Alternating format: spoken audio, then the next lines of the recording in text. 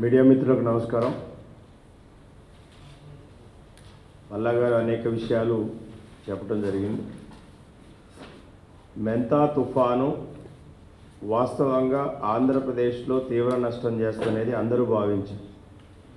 కానీ దాని ప్రభావం తెలంగాణలో ఉన్నటువంటి ఖమ్మం, ఉమ్మడి నల్లగొండ, ఉమ్మడి వరంగల్, మహబూబ్నగర్ జిల్లాల్లో పెద్ద ఎత్తున విధ్వంసం సృష్టించింది. ప్రధానంగా నష్టపోయింది రైతాంగం. పేపర్లు వాళ్ళకు అనుకూలమైనటువంటి కాంగ్రెస్ పార్టీకి అనుకూలమైన పేపర్లోనే పెద్ద ఎత్తున వార్తలు రాశారు. వెలుగు పేపరు ఇక్కడ ఇన్ఛార్జిగా జూబ్లీహిల్స్ ఎన్నికల్లో ఇన్ఛార్జిగా ఉన్నటువంటి వివేక్ గారి పేపర్ రాసింది. నేలవారినటి వరి, తడిసి ముద్దైన పత్తి, జాలువారుతున్న మిరప, మురిగిపోతున్న సోయా, వరదలో కొట్టుకుపోయిన ఒడ్లు, మక్కలు.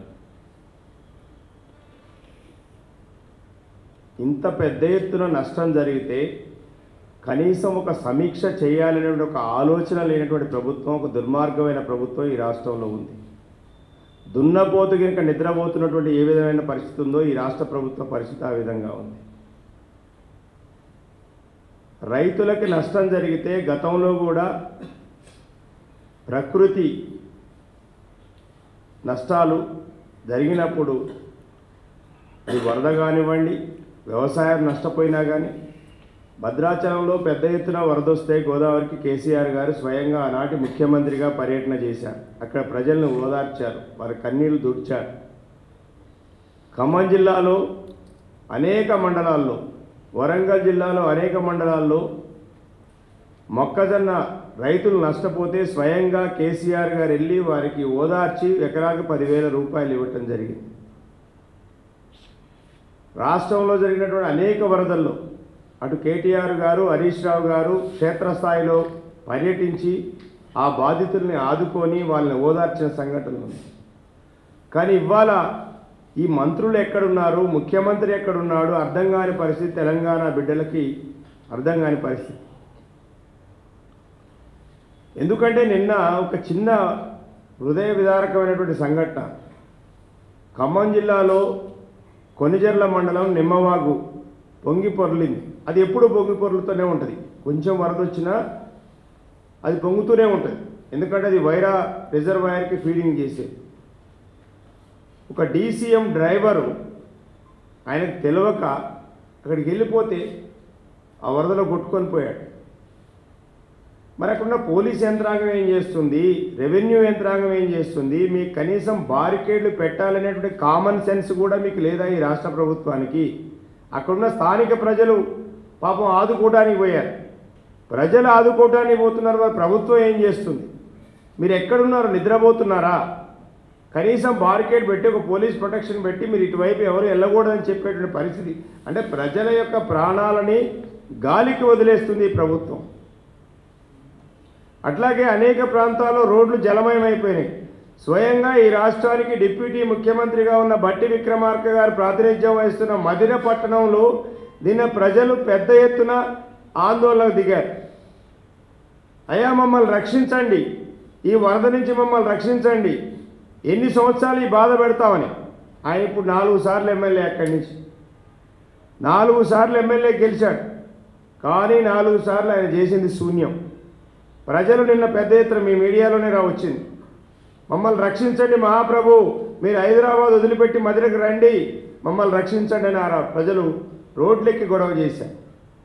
ఖమ్మం నడిబొడ్డున బైపాస్ రోడ్లో డ్రైనేజీ వ్యవస్థ అస్తవ్యస్తమై వాటి మెయింటెనెన్స్ లేక, వాటి డబ్బులు ఇవ్వలేక, ప్రభుత్వం డబ్బులు ఇవ్వలేక మున్సిపాలిటీ చేతులు ఎత్తేస్తే నిన్న వరద నీరు మొత్తం రోడ్ల మీద విలయట తాండవం చేసింది. ఇళ్లలోకి నీళ్ళు వచ్చినాయి. ప్రజలు రోడ్ల మీద ఆందోళన చేశారు. ఓ పక్కనేమో జిల్లాకి 3 మంత్రులు ఉన్నారనేటువంటిది పేరుకు మాత్రం గొప్పగా కనపడుతుంది. కానీ వారి పని విధానం మాత్రం శూన్యం. ఇంకొక ఆయన బీహార్ పోయిండు, బీహార్ ఎన్నికల్లో మునిగి తేలుతా ఉన్నాడు. ఖమ్మం పట్టదు ఆయనకి, ఖమ్మం గురించి ఆలోచన లేదు. అంటే ఈ రాష్ట్రంలో ఒక పక్కనేమో పక్క రాష్ట్రం కమాండ్ కంట్రోల్ పెట్టి నష్టం జరగకుండా మంత్రులు, అధికారులు అందరూ కలిసి అక్కడ పక్క రాష్ట్రంలో పనిచేస్తే, ఈ రాష్ట్రంలో మాత్రం మంత్రులందరూ కూడా ప్రజల్ని గాలికి వదిలేసి వారు మాత్రం బ్రహ్మాండంగా ఎవరికి నచ్చిన పద్ధతిలో వాళ్ళు తిరుగుతూ ఉన్నారు. పల్లాగారు అన్నట్టు ఇక్కడ మంత్రులు, మా జిల్లా మంత్రులు కావచ్చు, వరంగల్ జిల్లా మంత్రులు కావచ్చు, జూబ్లీ హిల్స్ ఎన్నికల్లో మునిగి తేలుతూ ఉన్నారు. మా జిల్లా ఇన్ఛార్జి మంత్రి, ఆయన ఎవరో మాకైతే తెలియదు, ఎందుకంటే నేను కూడా ఇప్పుడు ఎమ్మెల్సీగానే ఉన్నా అక్కడి నుంచి. ఆయన కనీసం ఒక రివ్యూ పెట్టాలనే ఆలోచన లేని మంత్రిని జిల్లా ఇన్ఛార్జి మంత్రిగా వేశారు. ఆ జిల్లాలో ఉన్న 3 మంత్రులకి కనీసం వారితోని మాట్లాడి ఒక రివ్యూ మీటింగ్ పెట్టించేటువంటి దమ్ము, ధైర్యం, సాహసం లేని మంత్రిని ఇన్ఛార్జి మంత్రిగా వేశారు. వాళ్ళతో మాట్లాడాలంటే అపాయింట్మెంట్ తీసుకోవాల్సిన పరిస్థితి ఈ మంత్రికి. మా ఇన్ఛార్జి మంత్రి గారికి మా 3 మంత్రులు, రెవెన్యూ మంత్రి గారితో, డిప్యూటీ సీఎం గారితో, వ్యవసాయ శాఖ మంత్రితో మాట్లాడాలి అంటే అపాయింట్మెంట్ తీసుకోవాలి. జిల్లా ఇన్ఛార్జి మంత్రులు ఏం చేయాలి? ఆ జిల్లాలో ఉన్న అధికారుల్ని, ప్రజాప్రతినిధుల్ని, మంత్రులు అందరినీ కోఆర్డినేట్ చేసి ఒక మీటింగ్ పెట్టి అరే ఎంత నష్టం జరిగింది, ఏం జరిగిందని ఒక రివ్యూ చేయాలి. రివ్యూ చేయలేని పరిస్థితులలో ఒక జిల్లా ఇన్ఛార్జి మంత్రి ఉన్నాడు. రైతులు ప్రధానంగా పత్తి రైతులు, వరి రైతులు చాలా అంటే చాలా ఇబ్బందిగా, సూర్యాపేట నుంచి మీరు ఖమ్మం కానీ, కోదాడ నుంచి ఖమ్మం వెళ్తే మీరు పాత్రికేయ మిత్రులు మీరు చూడండి, ఇవాళ వరి కోసి రోడ్ల మీద పోసినటువంటి వరి ధాన్యం మొత్తం కూడా కొట్టకపోతూ ఉంది. నీళ్ళల్లో మొత్తం తడిచిపోయింది. 2 పొలాల్లో ఉన్నటువంటి వరి ఈయన మొత్తం కూడా కోతకొచ్చిన వరి అంతా కింద పడిపోయింది, పొట్టకొచ్చిందంతా రాలిపోయింది. పత్తి ఈ సంవత్సరం ప్రతి సంవత్సరం మంచిగా పడితే 10-12 క్వింటాలు దిగుబడి వచ్చేది. ఈ సంవత్సరం 3-4 క్వింటాలే వస్తుంది. ఇవాళ ఎవరు కొనేవాళ్ళు లేడు. CCI వాళ్ళు పేరుకు వచ్చారు మార్కెట్లో, ఒక్క మిషన్ కూడా పనిచేయటం లేదు. రైతులకి ఆ మార్కెట్లో రైతు తీసుకొచ్చేటువంటి ఆ పత్తి తేమను కొలవటం కోసం మిషన్స్ ఉంటాయి CCI దగ్గర, ఏ మిషన్ కూడా పనిచేయట్లేదు. వాళ్ళు చేతులు పెడతారు బస్తాల్లోకి, వారు చెప్పిందే వేదం. ఇక్కడున్న CCI కూడా వ్యాపారులతో కుమ్మక్కయి తేమ శాతం 20% ఉంది, 30% ఉంది, వాళ్ళే డిసైడ్ చేస్తారు. ఏమయ్యా మీరు మిషన్లు పెట్టినారంటే మిషన్లు పనిచేయట్లేదు సార్ అంటాడు. అంటే మిషన్ చూస్తుందా తేమ శాతం, చెయ్యి చూస్తుందా? అంటే కనీసం రైతులు మార్కెట్కు తెచ్చినటువంటి ప్రత్తిని తేమ శాతం కొలవటానికి కావలసిన మిషన్లు కూడా పనిచేయలేని దౌర్భాగ్య పరిస్థితిలో ఈ యొక్క రాష్ట్రంలో ఉన్నటువంటి వ్యవసాయ మార్కెట్లలో ఉంది. ప్రత్యేకించి మాకు వ్యవసాయ శాఖ మంత్రి గారు మా జిల్లా నుంచే ఉన్నారు. తక్షణం ఈరోజు నేను పేపర్లో చూసా, వారు కేంద్ర ప్రభుత్వాన్ని డిమాండ్ చేశారు. ఏమని? 20% తేమ ఉన్నా కొనాలని చెప్పేసి.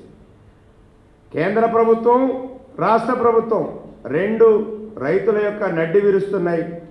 వారికి పెట్టుబడి సాయం సకాలంలో అందించరు, ప్రకృతి ఒక పక్క సహకరించదు, పండిన పంటని మార్కెట్కి తెస్తే కొని మద్దతు ధర ఇచ్చే పరిస్థితుల్లో కూడా ఈ 2 రాష్ట్ర ప్రభుత్వం, కేంద్ర ప్రభుత్వం విఫలమైంది. మేము డిమాండ్ చేస్తూ ఉన్నాం, ఇమీడియట్గా ఎవరైతే ఈ అకాల వర్షాల వల్ల నష్టపోయారో రైతులు, పత్తి రైతుల, వరి రైతులు, అట్లాగే మక్క రైతులు అందరినీ కూడా తక్షణమే ఆదుకోవాలి. మీకు ఎన్నికలు ఉంటే ఎన్నికల ప్రచారం చేసుకోండి, మాకు అభ్యంతరం లేదు. కానీ రైతుల బాగోగులు పక్కకు పెట్టేసి మీరు ఎన్నికల్లో మునిగి తేలి రైతులకు అన్యాయం చేయొద్దని ఈ యొక్క మంత్రుల్ని డిమాండ్ చేస్తూ ఉన్నాం. తక్షణం జిల్లాల్లో సమీక్ష సమావేశాలు పెట్టండి. మీ జిల్లా మంత్రులందరూ కూడా ప్రజాప్రతినిధులతోని, అధికారులతోని సమీక్షా సమావేశాలు పెట్టి ఎంత మేరకు రైతులు నష్టపోయారు, ఏ విధంగా రైతులను ఆదుకుంటారో మీరు ఇమీడియట్గా సమావేశాలు పెట్టాలని డిమాండ్ చేస్తూ ఉన్నాం. అట్లాగే నష్టపోయిన రైతులకు కూడా పరిహారం ఇవ్వాలని బీఆర్ఎస్ పార్టీగా మేము డిమాండ్ చేస్తాము. Thank you.